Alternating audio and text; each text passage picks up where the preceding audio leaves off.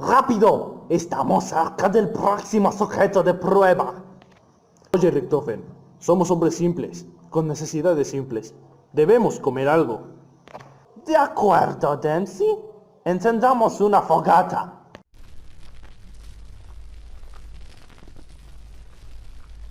Comamos mi cereal, furia del dragón. Te da honor y fuerza de un guerrero. Calla, Takeo. No empieces con tus mamadas japonesas. Comamos sopa de repollo con vodka traída desde la madre Rusia. Por favor, comamos algo americano. Kentucky Fried Chicken. Nine, no, nine. Comamos hígado de perro. No chingues, Richtofen.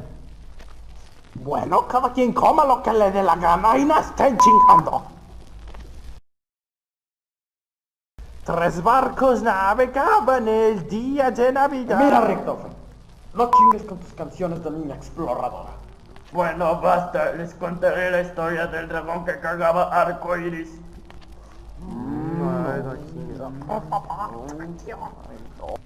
Hola, soy un sobreviviente y quiero ayudarlos en su travesía. ¡Es un espía!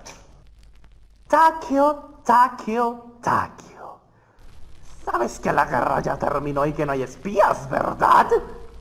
Perdón, Richtofen, pero por tanto viajar en el tiempo ya tengo el cerebro frito como el de Dempsey. Oye, tú no sabes nada, Takeo. Mi mente es un enigma.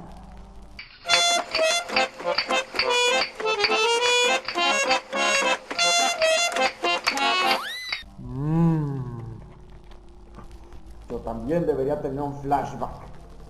Al igual que ti, Dempsey. ¿Saben algo, amigos? Dicen que si miras dentro de la llave de invocación, puedes ver todos sus secretos.